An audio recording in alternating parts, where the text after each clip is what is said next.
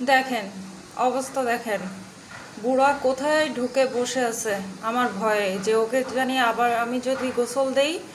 হ্যাঁ, যেহেতু এখন আর আগের মতন ঠান্ডা নেই, আর ওদের গোসল করাও অনেক দিন থেকে অফ আছে, তো ভাবলাম যে আজকে হানিকে গোসল করিয়ে দিই, তা না হলে হচ্ছে আমার ভালো লাগছে না।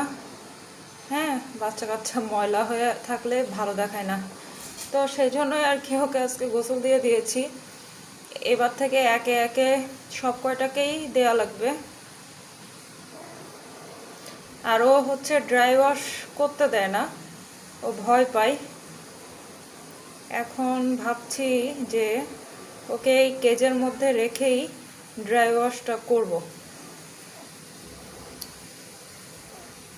কি ও কি জন্তু? ওকে দেখতে আসছো তোমরা?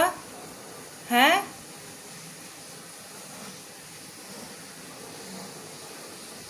আর দেবো না বাবা, আর দিব না, যাও তুমি।